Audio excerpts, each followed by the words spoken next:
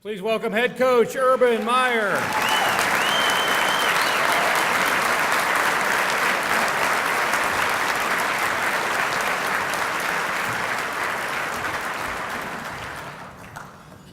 I've only seen that 30,000 times. You guys mind if we watch that one more time? Very honored to be here, and I was asked to come several times, and my previous job would not allow me to do that, so I'm honored to be here, and it's a great chance as a Gator to thank Charlotte for Xavier Nixon, for Carl Johnson, for Brandon Spikes, and Chris Leak. We did pretty good up here with those boys, so thanks very much for... They represented you very well. I'll tell you what, I have to give you this before I get going. I'm sitting at a table and just out of the blue, just making conversation between chicken and that carrot cake, and I'm just making conversation. It says, so is Carolina the big dog around here? And they said, well, it's kind of a mix. You know, you got the Duke, got NC State, got Clemson, got South Carolina. And then right across the table at me, the guy says, well, you know, it's kind of bizarre around here. He says, kind of a basketball, there's a lot of basketball fans, and he goes, Coach, I'm from Alabama. I didn't know there was a college basketball until I moved here.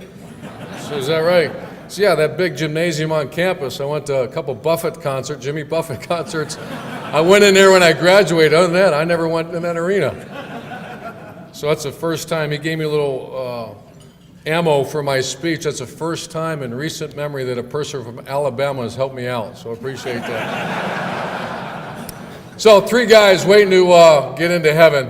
They're sitting at a bench, and the angel's having obviously a very bad day, very unangel-like. Comes down and says, okay, I'm having a bad day. Here's the deal. For you to cross these pearly white gates, you have to give me the hardest luck story that I've ever heard, or you're out. You're not getting in. So first guy stands up, says, okay, I'm going to tell you my story. I got a really bad job. I can't stand my boss, and had a bad day. Get up, go down, my car has a flat tire. It's driving rainstorm, and I'm starting to fix the tire. A car swerves, skids on the water, runs into me, hits a car, totals my car, hurts my leg. I have to go to the hospital, and I have to get a rental car. I show up 3 hours late, go into my office, and sure enough, there's a note. My boss wants to see me. I go in, he fires me. So I get back in my rental car, drive back home. I was having some questions about my wife, that there might be some, she might be having an affair, so I live on the 15th floor of the apartment complex. I get in the elevator, go up to the 15th floor, and I can hear all kinds of stuff going on there. It doesn't sound good. There's something happening. So I start trying to drive the door open, and she has it locked. Finally, I kick the door open, and I see she's disheveled. There's some stuff going on. I can't find him. I'm running around the entire apartment. Finally, I find him. I see him hanging from the lanai, from the balcony out top. I see his hands, so I come running out there. I start screaming, cursing at him, jumping on his hands, and I can see him. And then finally he lets go. He can't take him where he lets go. He falls 15 flights.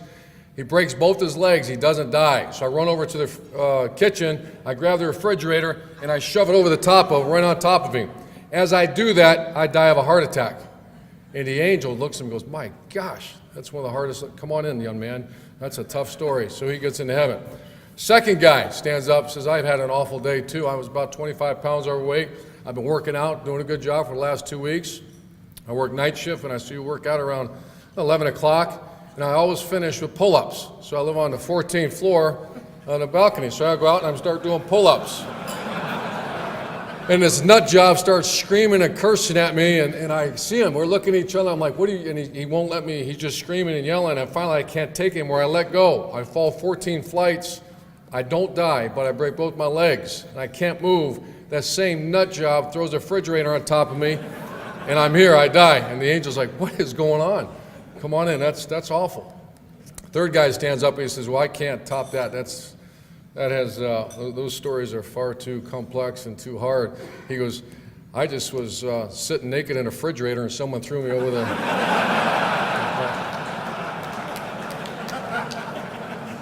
So I always, whenever we speak, I always try to have a moral to the story. Moral, never sit naked in a refrigerator and you'll be okay. I do want to give Carolina Charlotte Touchdown Club. You mentioned Jack Youngblood will be speaking here on December 12th. Is that right? Someone mentioned that. A very personal friend of mine. He's a Gator. He played in the Super Bowl with a broken leg. he's a man's man. You get the chance to visit with him. Of all the great people I'm humbled to have met over my career, he might be 1 or 1A or 1B because he's that kind of guy. So you get a chance to, and all this nonsense you hear about football, you want to talk football? Talk to Jack Youngblood. That's what I do. When I'm having the so-called bad day and I want to have a man's man discussion, I don't call some third party or some uncle. I call Jack Youngblood. So that's I love the man, and he's all good for sports. You have a son, he should know about Jack Youngblood, especially in today's day and age with all the stuff you hear. So he's a real deal. 25 years of coaching, and started off at Illinois State University. Actually started off Ohio State as GA, went to Illinois State for the grand total of $6,000 a year. And I remember my wife looked at my check stub, fell out of my briefcase one day, and she looked at me and she goes, "You go into work 6 a.m., you get home midnight every night," and this was like $250 after taxes. This is our paycheck. But she married me anyway. So from Illinois State, we went to Colorado State. Colorado State is when I first got exposed to big-time recruiting. We couldn't afford to come home on weekends, so when you went out recruiting, you're gone for a month. You go out for a month, you come home. And we had 2 children out in Colorado, and you know when they're real little, they kind of dive in bed with you in the middle of the night and all that kind of stuff. And so I wake up in the morning and go back out on the road, and all of a sudden I hear, as I'm walking to the shower, "Mommy, is that Daddy?" I said, "You're damn right that's Daddy. It better be Daddy." From there I got the phone call, big time college football. Lou Holtz called me, had a chance to go visit, get hired at Notre Dame. One of the great experiences in my life, and a great place, and got a chance to work for the legendary Lou Holtz. And one of my first experiences with Coach Holtz, not understanding because no one told me that he expects you when you go with him somewhere, you have to drive the route the night before, get the traffic pattern, and then, so I didn't know that. That's not normal behavior for grown men to have to chaperone guys around. But you're at Notre Dame working for Lou Holtz. So I'm in Chicago, we're recruiting. He actually played in a golf tournament, then he has to go speak at an event, and my job was to be the chauffeur, pick him up, because I recruited that area, so I pick him up. I didn't study the traffic pattern, my bad. So I get in the car, we are in nonstop, and this is my first real time to visit with him in the spring. And I mean, he really doesn't know who I am, and you know, I know who he is. So we start going, and we're going to find awesome, boom, traffic stops, we're there. He's going to be late for his speaker, not going to be late, we make it on time, but he's in his golf attire, and he has to change. He's not going to be able to make it to the hotel to change and go to his speaking event. And he has blasted me now, a good 45 minutes, like I've been never blasted before and since haven't been blasted, other than by Alabama fans. So Lou Holtz is sitting there, he's about 150 pounds. We're on a freeway, and we're stopped. And everybody by now has recognized that, not me, but the guy sitting next to me is Lou Holtz. So everybody's kind of looking in, and he doesn't even notice. He's screaming and yelling at me. He's looking at his watch, and he starts to change his clothes right in the middle of the car. 155 pounds soaking wet. He had underwear on, but he's climbing over the seats, and I'm looking at these people staring at me. And thank God we didn't have camera phones back then, because what you would have seen was not very inappropriate in that car. From there, I go to Bowling Green, and my mentor is Lou Holtz and a guy named Earl Bruce, former coach at Ohio State, and they helped me get the Bowling Green job. And I really was anxious to leave, but I said, you know, a lot of people felt it was time to go try to be a head coach. And I interviewed for the position. They offered me the job. Notre Dame I love Bob Davie, and I love Notre Dame, so I'm going to stay. And I call Earl Bruce. He dog cusses me for about 10 minutes on the phone, saying I should take the job. Then I call my other mentor, Lou Holtz, and I said, "Coach, I'm probably not going to take this job." He says, "Well, why not?" I said, "Well, it's not a good job. I really don't believe it's a good job." He says, "Well, of course not. If it was a good job, you think they'd be calling you?" So humble beginnings. So from there, I go to the University of Utah, and arguably one of the greatest experiences I had, because I think in his purest form, college football, Earl Bruce used to always talk about this, the huddle, the defensive huddle. When you see a group of kids out there, it doesn't matter if you're black, white, orange, yellow, Catholic, Methodist, Baptist, Jewish, whatever, it doesn't matter. And I had it all. I had 30% Mormons, 30% Polynesians, 30% African Americans, and a mixture of everything else. And when I first got there, I noticed a separation.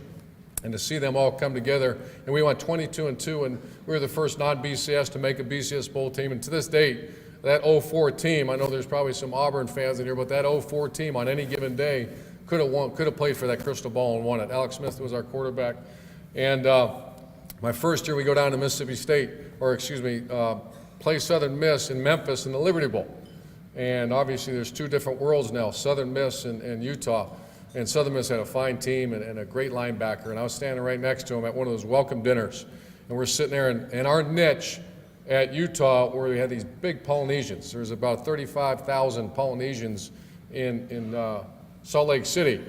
And so one by one, they're dark hair, dark eyes, dark skin. They're walking by us. And I'm sitting there having a great conversation. And he's a southern country guy, great football player, talks in a southern accent. And I'm sitting there, I said, Coach, I don't know about you, but I have never seen so many big Puerto Ricans in my entire life. And I was drinking Coca-Cola, and I mean, I just came out of my mouth. I said, what did you just say? And he goes, I've never seen many big Puerto Ricans. And I said, I had to compose myself. I said, listen, they're not Puerto Ricans, they're Polynesians. And he's looking at me all confused. I said, Tongans, Samoans, Polynesians. And he's still like, I said, you know what? They are some big Puerto Ricans right there.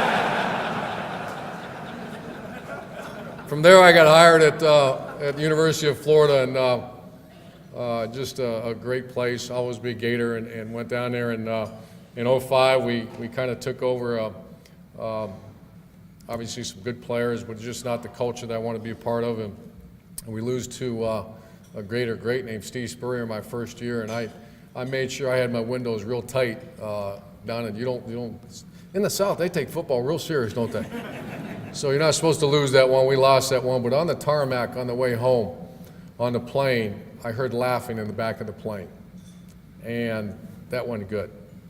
You spill your guts, you put your life into something, you put your family's life into something. I had a real problem with that. Where I come from and where I was used to coaching these great teams, great kids, and I'm not saying they weren't great kids, but there was you don't laugh. There's really nothing comical about losing a game when there's so much on the line, and so we still could have won the SEC East. And I remember this day sitting in that plane and hearing that. So I look over at the AD and I said, I need a few minutes. And he said, okay.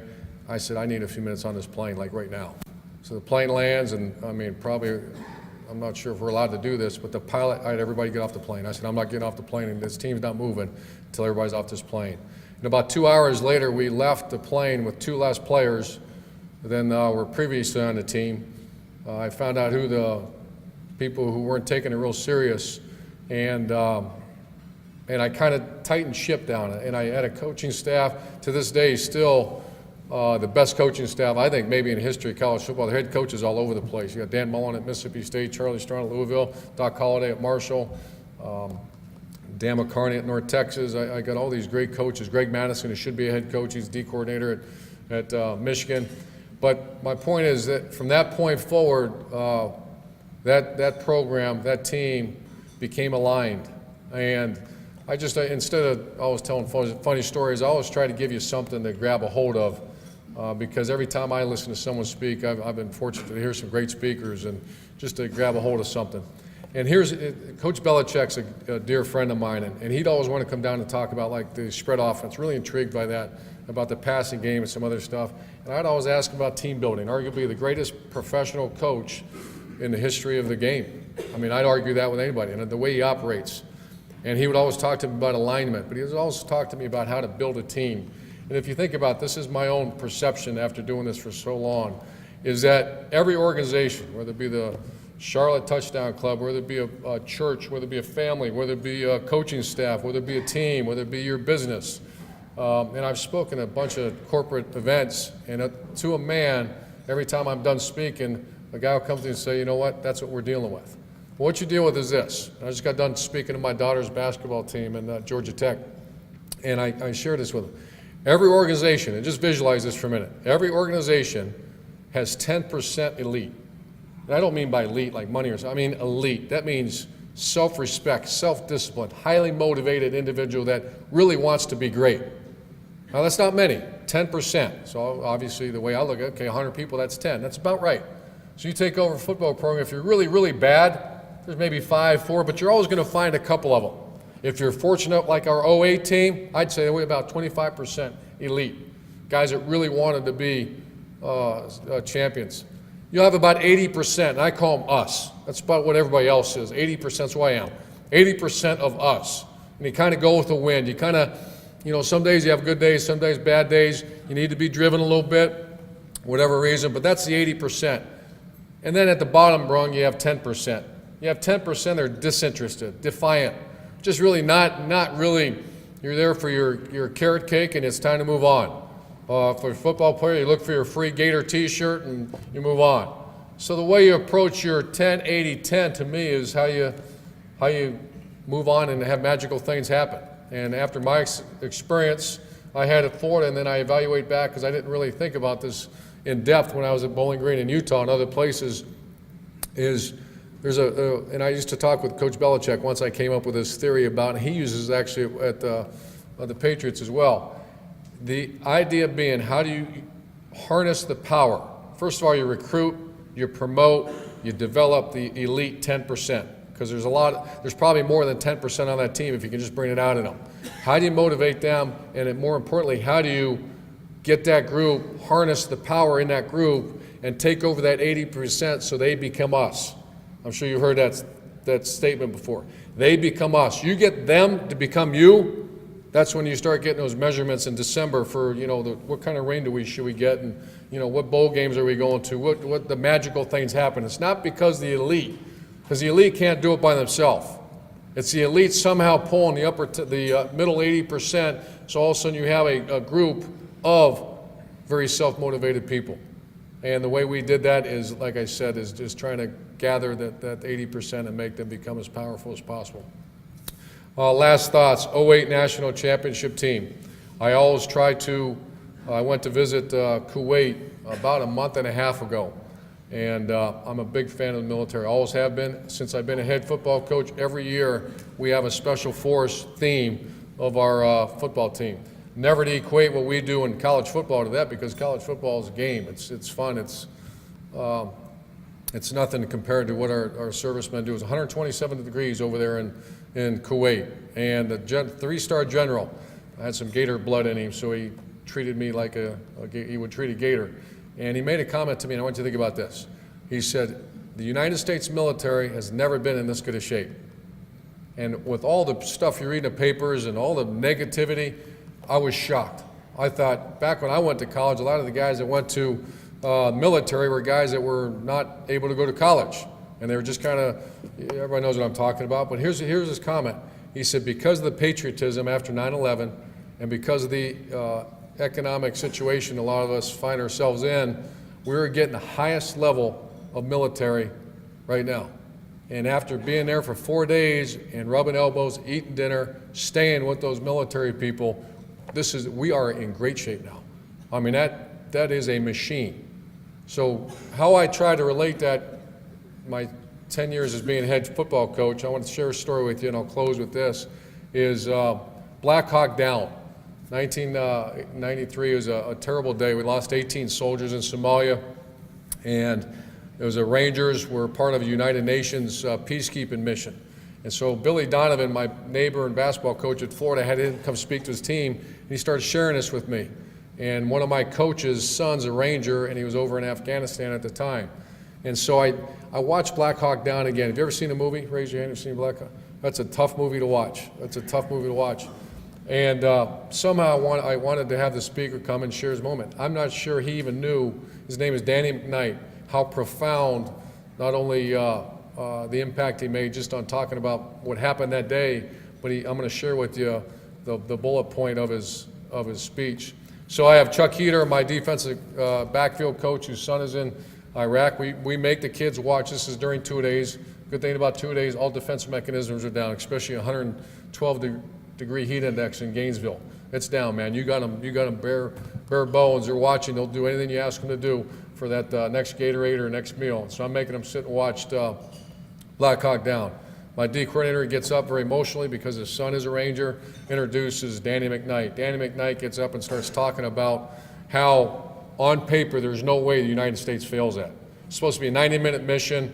And not to bore you with the whole story, but basically go in, there's a bad guy over there, he's stealing all the food, and there's just oppression and some terrible things going on in Somalia.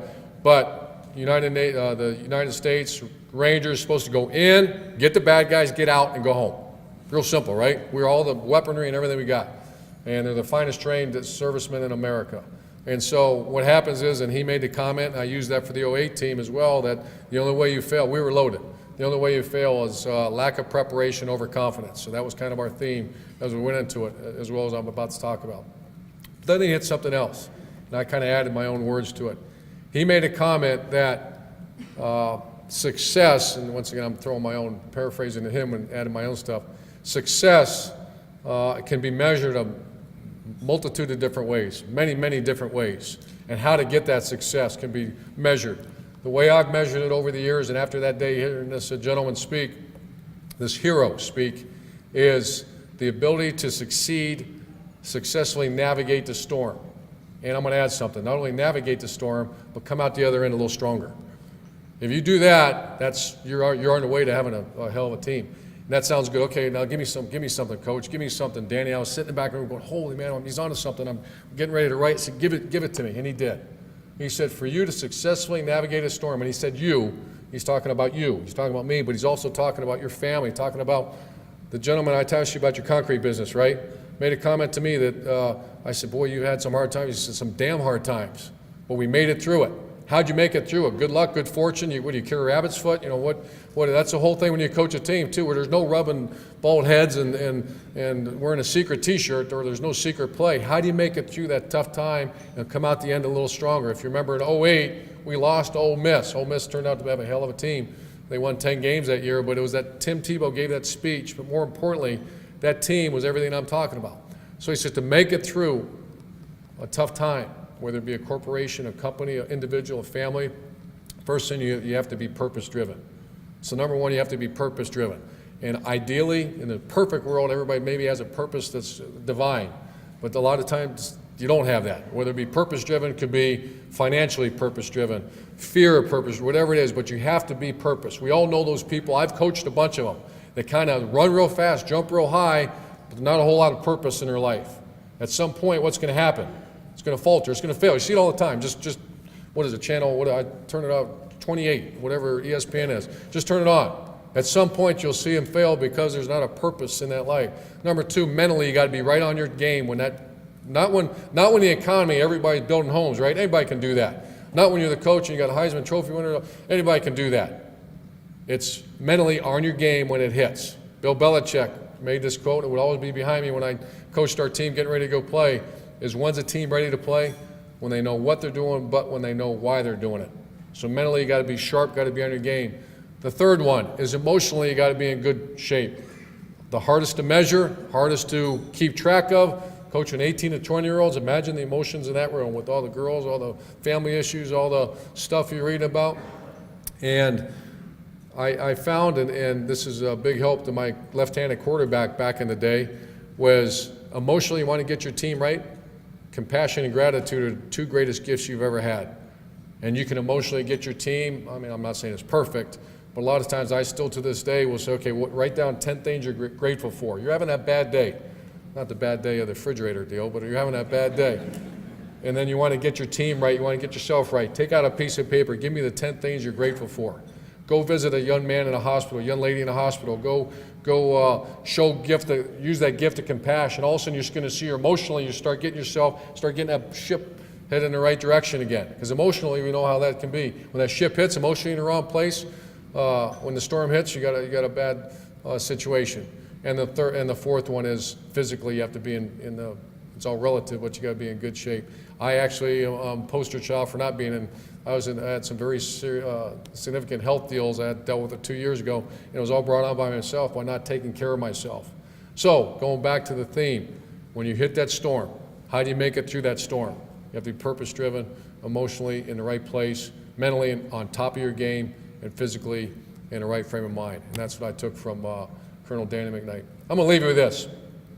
And went to church 2 weeks ago, and I'm going to share it with you. And I made a decision to step away for some time, because I felt I have a great family. I have 2 girls playing college volleyball. Could you imagine raising your girl? Beautiful. That's my opinion. Great athletes. The best 2 volleyball players, I think, that have ever played the game. I know it's a little biased, but that's the way it is. And I'll fight you for that.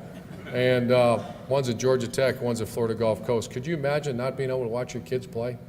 And that ate me alive. That, among other things, that kind of just shoved it right over the top when I said, you know what, I'm going to go watch him play for a little bit. And then I got a 12-year-old little boy. He's a free safety. He's not the best free safety. I got to work on him a little bit. I'm coaching a little bit. But I'm going to share this with you and take this with you. Coach Holtz would always talk to our team at Notre Dame, and I never forgot this. He said, everybody in this room, human element is that everybody's worried about their rights and privileges. What about your obligations and your responsibilities? Going back to what the priest said at the church, he said, you know how you spell love? T-I-M-E. Spend time with them. And so I challenge you as a parent, as a whoever you have love for, whether it be your people to work with you or your grandchildren or whatever. Don't say you love them, spend time with them. And I think that's a profound, very, very profound. So,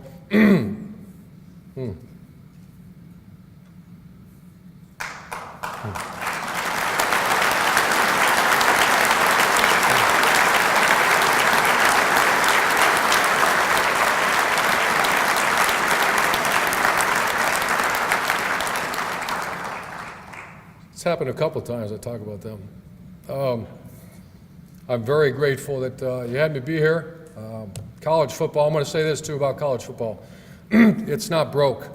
It doesn't need all these people fixing it. College football is strong. What's broke right now is human behavior a little bit.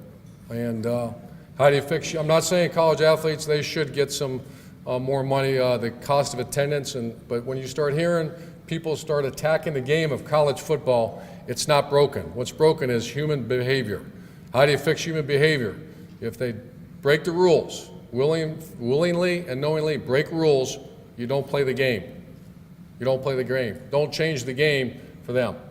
So my point is, if you're a fan of college football, which I know you are, which obviously you wouldn't be here if you're not, college football is not broke.